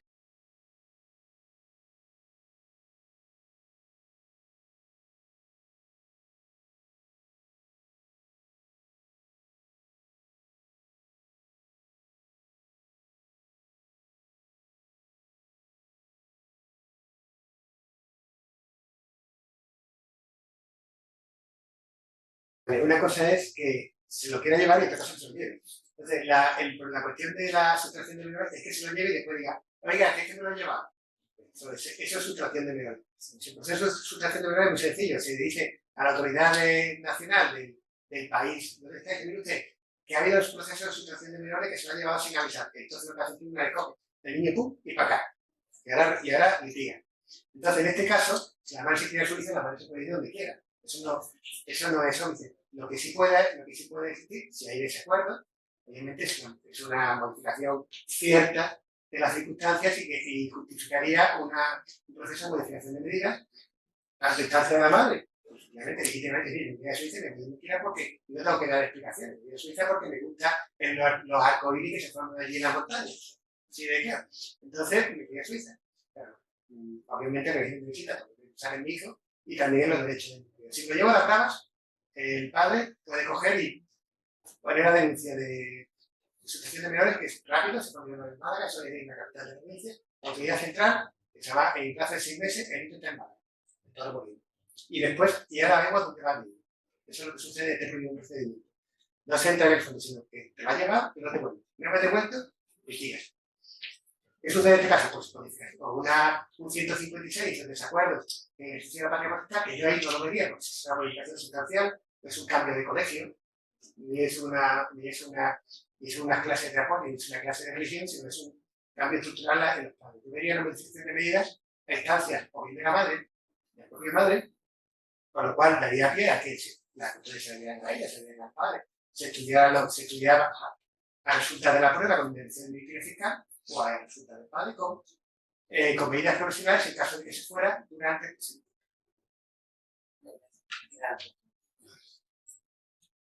Pues no sé si algún compañero tiene alguna pregunta más. Bueno, yo una pregunta que no sé si se ha contestado anteriormente. A mí, al hilo de lo que decía la compañera de la institución de la legitimación, a mí me sucedió un caso de reciente designación del primer oficio donde la madre tiene un hijo mayor de edad, pero el padre, a los 16 años de vida, dejó de pagar la pensión del niño. A los 19 años, la niña encontró trabajo en Alemania, se fue a Alemania, etc. La señora ahora quisiera reclamarle a ese padre la pensión de alimento que no ha pagado durante los años que estuvo en su casa. Hay que tener en cuenta el plazo de prescripción, que son 5 años. Sí, todavía está, es posible reclamarse. Pero me causa confusión el tema de si está legitimado o no por aquello de que ya no lo necesita en este momento, pero sí lo necesitó cuando estuvo. Claro, el problema es que estamos reclamando un dinero que ella gastó. Es decir, ella gastó ese dinero, Exactamente. entonces está reclamando un dinero que ella usó, gastó y al que tenía derecho. Es decir, como el padre no pagaba la pensión, ella tuvo que anticipar esas cantidades, o como mucho tuvo que anticiparlas para poderlas, pues para atender las necesidades de su hija en este caso. Entonces, si no hay prescrito, en principio puede reclamarlo hasta el momento en que la hija se fue de Alemania. Se fue de Alemania y ya no está gastando nada con la hija. Ya lo que le esté pagando ya es una cuestión voluntaria. Pero las pensiones en principio, idealmente y en teoría, podría reclamarlas siempre y cuando desee. Pues, si no hay ninguna pregunta más aquí, Para la posición educativa, le quería preguntar, ¿el cambio de circunstancia económica de los padres, eso dice para extinción de pensión de alimento de una mayor de edad que sigue conviviendo en el domicilio familiar? Sí, ahí se explica el alimento entre parientes, es decir, la pensión será relacionada a las necesidades del alimentante y a las posibilidades del alimentista. Es decir, se puede extinguir. Extinción no está tan claro. Modificarse puede modificar a la alza o a la baja. Es decir, atendiendo a las nuevas circunstancias. Siempre que concurran los requisitos de certeza, de que sea cierto y de que tenga una cierta, digamos, previsibilidad de estabilidad. La extinción, el padre tendría que estar, más que por las circunstancias del padre, son ir por las necesidades del hijo. Yo más que la extinción, es decir, que no te pago pensión a cierta mayor de edad, porque sé que lo necesitas, pero yo no tengo dinero. Eso no justifica, porque es equivalente al caso de que fuera menor de edad. Tiene 19 o tiene 17. Prácticamente tiene el chico o chica tiene prácticamente la misma edad. Pero se equipara al caso de que, mira, sé que lo necesitas, pero no tengo dinero. Lo necesitas y no se ha extinguido. Puede modificarse la cantidad para no extinguirse el derecho mientras el hijo no sigue necesitando. bueno, pues vamos a hacer las preguntas que de los compañeros que están online. La compañera María José Madueño pregunta, ¿existe entonces un tiempo mínimo recomendable para instar la modificación de medidas? No hay un tiempo mínimo y un tiempo máximo. Siempre hay que atender a que concurran las circunstancias. Hombre, si hay una sentencia que la ponen hoy, no venga dentro de 3 meses a modificar las circunstancias, salvo que te hayas ido a Alemania. Pero si te has ido a Alemania o en otro conflicto se ha ido a Alemania, aunque pase un mes, siempre y cuando los haya tenido en cuenta, porque es difícil que eso no se tenga en cuenta durante el procedimiento, pero en principio no hay un tiempo. Igual que no hay un tiempo máximo para el pago de la pensión o mayor de edad, tampoco hay un tiempo mínimo. Aunque lo razonable es un criterio mínimo de prudencia, es que si no es un cambio muy grande, un cambio de incidencia de estas cantidades, no es simplemente la pérdida de trabajo. Una pérdida de trabajo en principio no es un tiempo, no es una circunstancia suficiente. Si la pérdida de trabajo ha sucedido a los 3 meses de la sentencia, es algo que se dice que lleva parado 3 años, 2 años, o cada 3 años, entonces podemos hablar. No hay un tiempo mínimo y un tiempo máximo. Lo importante es que concurran los requisitos de certeza, digamos, la cierta previsión de que pueda ser un cambio. Muchas gracias. El compañero Francisco de la Salle pregunta sobre la interpretación del Constitucional sobre el artículo 94 del Código Civil y su importancia en cuanto a la privación de la patria potestad, guardia y custodia y régimen de visitas. Bueno, quizá excede un poco y creo bastante el ámbito de la ponencia. Sí, el Tribunal Constitucional es el Tribunal Constitucional lo que dice es lo que hay que interpretar, porque se entiende que el Tribunal Constitucional interpreta la norma conforme a la Constitución. Puede anular preceptos o interpretarlos de una determinada manera. Lo que dice el Tribunal Constitucional, pues hay que respetarlo, pero después si tenemos al caso concreto. El compañero José Luis García Rosell hace 2 preguntas. La primera, ¿sería factible que el progenitor custodio con custodia exclusiva pida pasar a custodia compartida o tiene que solicitarlo el no custodio? Perfectamente, puede solicitarlo. Vamos a ver, se entiende que el superior interés del menor, es el marco que tener en cuenta. Un progenitor responsable se da cuenta que tiene la custodia, pero normalmente, como digo yo, incluso el progenitor custodio es una carga importante, te quita mucho tiempo, ahí tendrás sin necesidad, luego necesitas una red de apoyo, y el otro progenitor, si no es un padre, una madre, muy responsable, yo pago mi pensión, voy de verlo 3 días, ay, qué bien, te compro los zapatos y hasta luego. Como se nota que uno ya tiene unos años. Sí. Entonces, un progenitor responsable lo puede pedir. Hombre, sí, se suele entender que cuando alguien pide un régimen de custodia compartida, entiende que el otro progenitor también puede, también quiere. No me he encontrado ningún caso donde, pues, generalmente, la custodia compartida no suele llevar aparejado pago de pensión, es decir, cada uno paga los gastos de su hijo el tiempo que tiene que estar con él. Entonces, como es tiempo equivalente, en principio son cantidades, cada uno le va a costar más o menos lo mismo y no suele haber pensión de alimentos. Okay. También hay casos, dependiendo si hay un desequilibrio grande, por ejemplo, un padre o una madre, ¿no? En el caso de una madre que viene de una familia de posibles y al hijo por lo tiene en una casa muy grande, lo lleva a la clase de padre, lo lleva a la clase de tenis, le compra un caballo y le hace una fiesta de cumpleaños y el padre, por ejemplo, pues el hombre pues está cobrando 1.000 euros en minorista y lo tiene en una casita pequeña. Entonces, claro, el hijo que se va a ver al padre tiene mucho. Yo quiero 2.000. Entonces, eso puede alterar, digamos, la percepción de que un padre bueno, un padre malo, un padre rico, un padre pobre. Entonces, puede darse una pensión alimenticia en este tipo de casos. Pero normalmente, cuando se tiene una pensión alimenticia, se suele haber alimentos entre progenitores, y entonces, lo normal es que los progenitores estén de acuerdo. Normalmente, cuando un progenitor lo pide, siendo custodio, demuestra, en principio, un grado de responsabilidad, bien porque entiende que es lo mejor para sus hijos, o bien porque entiende que no puede y que necesita el apoyo. Lo cual yo lo veo muy recomendable. A ver, aquí efectos prácticos en el día a día, de primera, todo el mundo quiere la compartida, pero después a veces explica la situación y hay gente que ya no quiere compartida, en muchas ocasiones pues los padres, que dicen, oye, pues todas las responsabilidades, y vamos, a mí yo no soy experto en temas de familia, pero este caso, no sé, yo soy muy habitual. El caso de que lo pida el progenitor custodio no suele ser habitual, porque significa perder la pensión, y parece que la pensión es un derecho mío, y el derecho es mi derecho, no es un derecho, es para que tú te gastes ese dinero en el equivalente, el que recibes y otro que tú vas a poner. Pues se entiende que la pensión, cuando se pone una cantidad de 300, 200, 500, se supone que el otro progenitor va a poner otros 300, 200, 500. Y encima lo vas a tener. Entonces, no suele ser habitual, pero es bastante deseable. Lo que a mí sí me ha pasado conmigo, en muchos casos, sobre todo cuando estaba en la regla, no tantos, me sucedía que en medidas profesionales, el progenitor no justo, el padre, pues dice, quiero custodia compartida, pero por la sencilla razón de que no quiero darle un duro para que la madre no se lo gaste en comprarse bolsa, en ropa. Eso es muy habitual. No quiero que el dinero para que la madre se lo vaya gastando por ahí.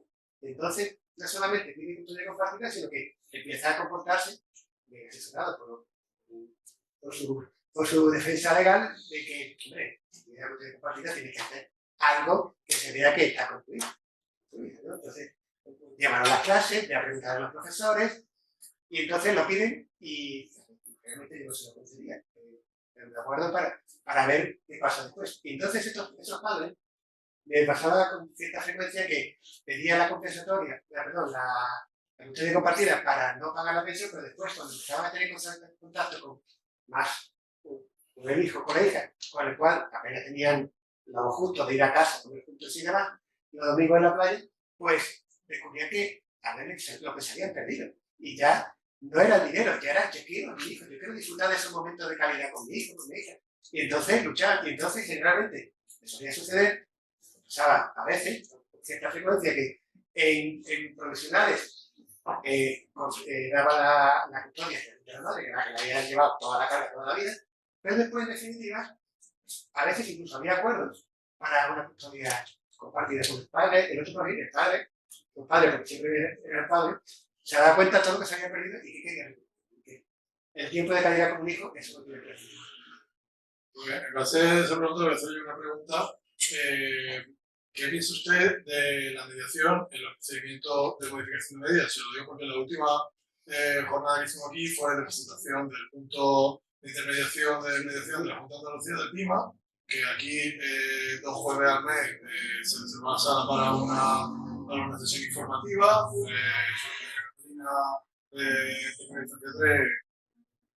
está a tope con este tema y entonces, en base a eso, ¿qué usted considera por su experiencia o por su propio criterio que sería interesante pues, derivar en este tipo de asuntos a los compañeros? Yo no solamente lo creo, sino que estoy convencido que evitaría el 70%, por lo menos el 70% de los procedimientos de familia. Los procedimientos de familia tienen la característica de que cuando llega al juzgado hay mucho dolor. Hay mucho dolor, resentimiento, rabia, y todo lo que se suele decir modernamente de que diga baja vibración, relaciones negativas. Entonces, claro, la gente no piensa. Y entonces te encuentras con personas que son profesionales, gente culta, gente inteligente, gente responsable, que se comportan como el procedimiento de dónde ha salido, ¿no? Esta persona, porque dejas de pensar y te llevas a llevar por el corazón. Claro, existe en España la cultura de que a mí hasta que no me digo, a mí hasta que no me digo, y eso es así, eso tenemos esa cultura. Entonces, ¿cómo rompemos esa cultura? Eso requiere tiempo.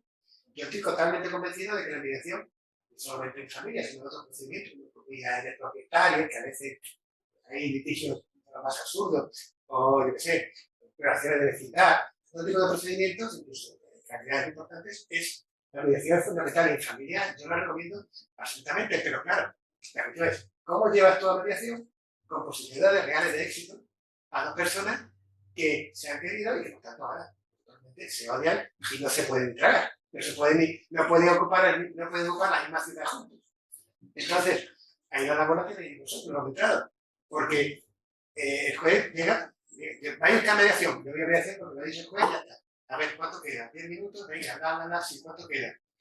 Entonces, para que la mediación sea útil, es necesario que su defensa a ti, la abogada, te convenza. No le convenza, sino por lo menos le haga ver las ventajas que puede obtener, y que al final lo importante son los hijos, porque normalmente los padres quieren cuidar a sus hijos, que de todo hay, porque hay gente que solo se quiere a su hijo, pero ahí los padres suelen querer a sus hijos. Entonces, en este ámbito, si bien asesorado, bueno, letrado, te digo no que no los haya, pero con letrados conscientes que conozcan de cómo funciona esto, y además, no sé si es verdad que se ha aplicado doña Catalina, además es un profesional, que sabe de lo que está hablando, y que puede ayudar, llevar a la gente, a los clientes a la mediación con posibilidades de éxito, estaría sobre todo de los letrados, porque solo a ellos les hace.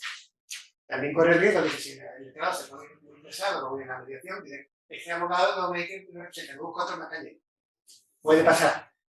Pero si queremos que las cosas cambien, hay que hacerlo. Es lo que... No, sí. Ya digo, yo he estado 16, 14 años sentado donde La mediación, el gran enemigo que tiene es el letrado. No el letrado, sino el cliente. No, el letrado. Y el letrado que no está convencido de lo que...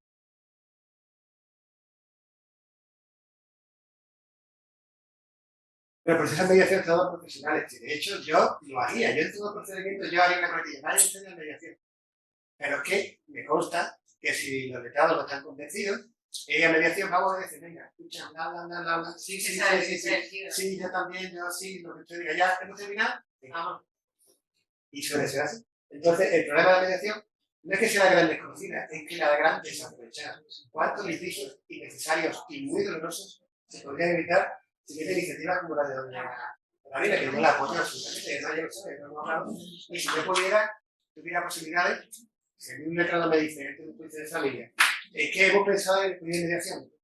Tenemos, además, incluso le guardamos la fecha por si no funciona, pero... Eso era uno de los puntos que decía doña Catalina, no suspender, dar la posibilidad de acudir aquí al tema de sesión informativa y a ver, pero sin suspender ni sin suponer una vía aparte, sino oye, las dos vías van de la mano, por así decirlo, y son totalmente... Yo lo veo totalmente recomendable, digamos. Lo siempre, pero reconozco las dificultades, sobre todo de la cultura de España, que no se expresa en la mediación, y saber que no se puede hacer todo en esta vida, y a veces puede conseguir todo sin tener que litigar. Tenemos la cultura. A ver qué tal aquí el tema, a ver si funciona y... Ya, pues, en la medida que yo pueda ayudar, por supuesto. Fenomenal, pues si me parece, le hago una preguntilla más. Mi compañero José Luis García Rosell Pregunta, de incumplimiento reiterado de vista y estancia por parte del no custodio, hay que solicitar necesariamente una reducción forzosa, como lo hará cumplir el juzgado. Vamos a ver, eso es, si el padre no quiere ver a los hijos, lo tiene que ver. Entonces, no hay manera de ejecutar. Las admoniciones no puede procesarse por desobediencia en estos casos.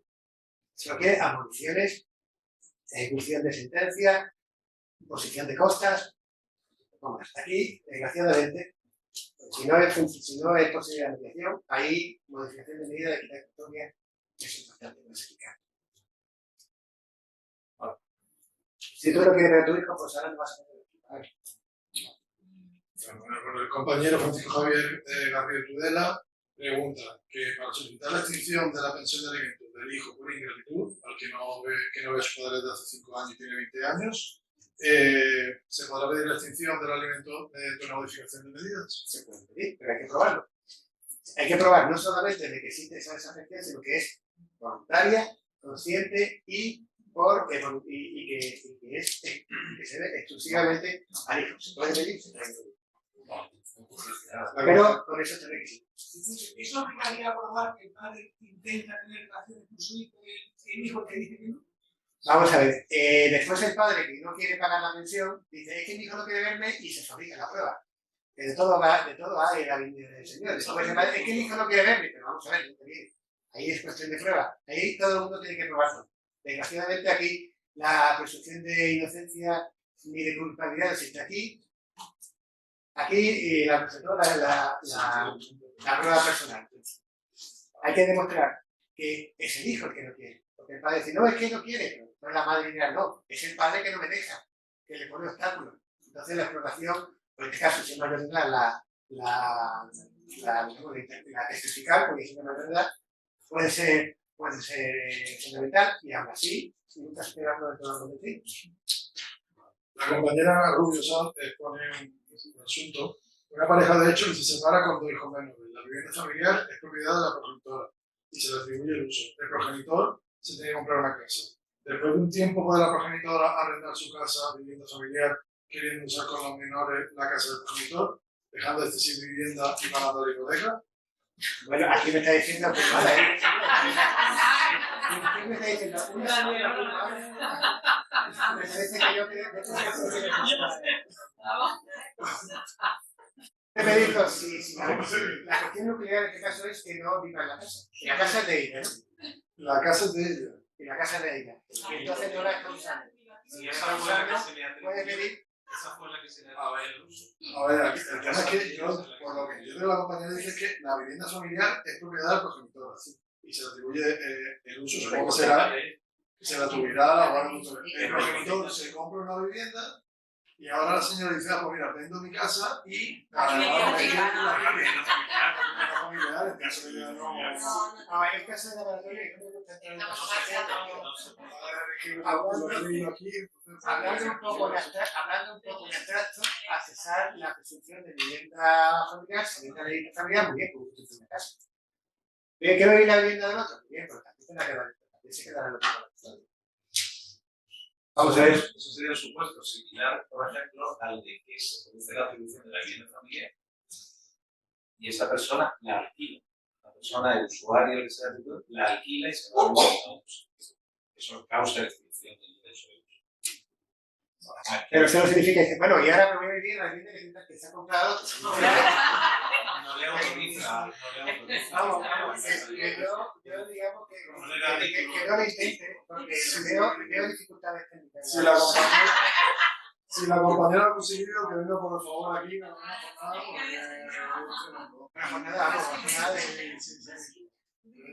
Bueno, el compañero Sergio Toledo Burgos pregunta: cuando por la vía del artículo 96 del Código Civil, por la mayoría de los hijos se solicita la extinción del uso, ¿se puede pedir además la atribución a favor del otro cónyuge que no tenía el uso? Vamos a ver, en este caso, cuando los hijos son mayores de edad y no hay podría pedirle el uso cuando, primero, se le deja atribuir a los hijos mayores de edad, siempre y cuando el otro progenitor acredite ser el interés materno de protección. Si acredita ser el interés materno de protección, hay un periodo transitorio en el cual se le puede atribuir temporalmente, siempre temporalmente. Y claro, se podría hacer, pero tiene que acreditar, y nosotros le corresponde a quien lo pide, que es el interés máximo de protección. Y en este caso, os puedo decir que las pruebas son muy complejas. Probar este tipo de cosas es bastante complicado. Sí, muchas veces el programa de prueba. Yo el caso que no quería tratar, el caso, bueno, que no es modificación de medidas, sino el caso de sector en demanda donde resulta que un matrimonio que vive holgada pone la esposa pone una demanda de divorcio, y resulta que el padre ha tenido una fortuna, pero rápidamente. Las cosas le han ido mal, resulta que ganan 1.000 euros al mes y la empresa tiene muchas deudas, vive de alquiler casualmente en casa de un cuñado, entonces desaparece lo viene de. Claro, ahí investigan. Entonces las sentencias, la jurisprudencia viene a atender un criterio que tampoco me ley, que es los signos aparentes. Es decir, usted tenía un nivel de vida el mes pasado y este mes resulta que usted prácticamente está en la cola de la Cruz Roja. Vamos a ver, hay algo que aquí no casa. Vamos a ver si se ha colocado voluntariamente en una posición de escasos bienes para pagar como pensión. Compañero José Luis García José, de nuevo, pregunta: el progenitor no custodio lleva años sin pagar la pensión. Las ejecuciones civiles son infructuosas. Se sabe que este progenitor es heredero, si no renuncia a la herencia de sus padres, quienes fallecieron, y hay un piso a nombre de estos. ¿Se puede embargar estos derechos del futuro a la herencia? ¿Es inscribible? Como se ve en la práctica, porque el deudor me parece tener interés en promover la adjudicación de la herencia. Vamos a ver, se puede, estamos hablando de derecho sucesorio, pero creo que un posible acreedor puede poner una demanda contra la masa hereditaria hasta que y pedir la intervención de la herencia. En 1895. Los derechos hereditarios son embargables, son derechos embargables. Entonces, pero claro, uno ha adquirido la herencia, pero no ha renunciado. En principio podría pedir, vamos, le pedimos la jurisdicción para que, primero para que se cogieran las aguas, y en segundo lugar para que no le efectiva la función. Porque el tiempo pasa y eso no entiende. ¿De qué se no quiere pagar? Prescribe, la función es fatal. La compañera Juana Fernández Díaz: en caso de modificación de medidas con extinción de pensión de alimentos a hija mayor de edad, ¿quién estaría legitimado a reclamar la pensión impagada devengada desde la interposición de la demanda? Yo creo que es la misma pregunta que ha hecho. Era el internacional de legitimación. El compañero Carlos Marcelo López pregunta: buenas tardes, ¿qué diferencia hay entre cambio sustancial y cambio cierto de las circunstancias? Gracias. El cambio sustancial significa un cambio grande, un cambio de calado, es decir, un cambio de calado. Un cambio cierto es un cambio que puede no ser tan grande, pero que es estable. Un cambio sustancial, por ejemplo, es un cambio de vivienda, un cambio de domicilio, un traslado. Un cambio sustancial no leve, es decir, que la diferencia debe ser en el concepto de se cambia gravedad por permanencia. No es, a lo mejor el cambio no es tan grande, no es tan importante, pero es permanente. Y lo que es cierto es que ha sucedido, es decir, no es un cambio previsible, es un cambio cierto que ha sucedido y que se entiende que hasta que no haya otro cambio se va a reconocer. A ver, quedan 3 preguntas nada más. La compañera Francisca Vallejo. Está ayudando, ¿no? La compañera plantea aquí un caso. En los casos de alienación parental, cuando uno de los progenitores consigue que un menor no quiera ver al otro, e incluso el menor voluntariamente se va a vivir con quien no tiene la guardia y custodia, e insta una modificación de medida, ¿qué criterio jurídico se sigue? Pues conceder la guardia y custodia del progenitor que aliena al hijo supone no ir en favor del interés del menor, pero tampoco va en su beneficio mantener la custodia al progenitor con el que no quiere estar. ¿Cabría el desamparo en beneficio del menor? Vamos a ver, aquí prácticamente lo que se está pidiendo es que le dé la razón. Y no, pues vamos a ver. ¿Qué edad tiene el menor? Tendrá 8 o 9 años. No pone aquí. Son muy importantes. Digamos, aparte, en principio, este tipo de casos a menores que escuchar son de 5 o 6 años. Pero si es un menor muy pequeño, en principio la alienación no tiene todavía. Que no existe, pero a ver, existir. A ver, la AILA, yo suelo decir. En este caso, hay informes policiales. Ahí lo que diga la informe social puede ser muy importante. Porque eso de exploración no se recibe. Puede, pero hay que estar muy fino. Y hay que estar fino y que conseguir que el menor se abra. Y a veces el que no está fino es uno, hay que decirlo. Entonces uno intenta que el menor se abra, pero no siempre lo consigue. También es verdad que cuando un menor viene con la lección aprendida, bla, bla, bla, bla, bla, bla, bla, o una va de carrilla, también se nota mucho. Generalmente el vicefiscal que suele estar presente también, tengo que decir, no lanza a su favor, tanto como se le critica, el vicefiscal de la familia en esta plaza, con el otro también, Marbella es excelente, tiene un comportamiento excelente y ayuda mucho. Entonces, en general, que con lo que después se me escapa, el fiscal o la fiscal que tenemos suele estar fino. Entonces, aquí cuestión de pruebas. Tiene pruebas. Primero, vamos, la pregunta es que primero da por hecho la alienación parental, la da por hecho. Y ahora eso habrá que demostrarlo, porque la alienación parental es un concepto muy etéreo. Es que convertir al otro progenitor en enemigo, manipular al hijo para convertir al otro progenitor en enemigo. Entonces, eso hay que demostrarlo. Hay una serie de criterios donde se puede, los psicólogos no pueden detectar, pero puede suceder que todo eso se escape y entonces uno va a acabar creyendo. En este caso, dependiendo de la edad del hijo, si el hijo es más mayor, pues si el hijo no quiere estar con el padre y el hijo tiene 16 años, ¿qué vas a hacer? ¿Qué vas a hacer? Aunque no haya alienación, ¿qué vas a hacer? Vete con tu madre, pues no quiero ir, quiere ir. Si el hijo tiene 8 o 9 años, ya, con tu madre. Y vale, pues en este caso que vaya a ir. Pero en fin, eso es una cuestión de prueba y son casos que no son los que no son casos sencillos. El compañero José Antonio Martínez Espinosa pregunta sobre la modificación de la pensión compensatoria si en el convenio se establece su extinción por venir a mejor fortuna, pero no por contraer nuevo matrimonio. En el caso de contraer el nuevo matrimonio se puede pedir la extinción aunque no se haya pactado nada al respecto. Se dice que sí se ha pactado, es decir, se ha pactado que se extinguirá se extingue por estas causas. Por mejor fortuna, pero no por contraer nuevo matrimonio. Si no se ha puesto, en principio puede mantenerse. También puede defenderse lo contrario. Porque puede suceder que el contraer matrimonio que no se haya puesto se puede tener en mejor fortuna. Y ya no necesita la pensión. Entonces puede ser que aunque no sea por matrimonio, la cuestión será la retroactividad o no. Pero en principio, si se ha vuelto a casar, hay que decir que ha debido de constitución. Y ya la última de nuestro compañero Javier Mayorga. La última pregunta ya de nuestro compañero Javier Jiménez Mayorga. Respecto de la pensión compensatoria, ¿cabe la posibilidad de solicitar la extinción de la pensión a pesar de que en el convenio se estableciese como vitalicia cuando ocurre la falta absoluta de búsqueda de incorporarse al mercado laboral, así haya rehecho su vida con otra pareja que vive con esta, entendiendo dicha convivencia en sentido analógico con el hecho de contraer matrimonio? Y se ha contestado nosotros, compañero. Pero en principio sí es posible. ¿Por qué? Porque también, porque se supone que ha venido una oportunidad. Es decir, la desidia. Hombre, yo no veo este caso. ¿Es viable? Sí. ¿Es seguro? No. ¿Por qué? Porque tú has podido, sí que has podido. Como de ahora. Si tú has aceptado que será vitalicia, ya tienes que pensar, oye, ¿qué pasa con esta persona si ahora se retranquea y vive de mí? Pues no piénsalo antes. Negocio de familia. ¿Se puede plantear? Sí. ¿Posibilidades de éxito? Sí. ¿Éxito seguro? No. Porque la otra parte va a decir, usted. ¿Lo pensaba antes? ¿No lo firmas?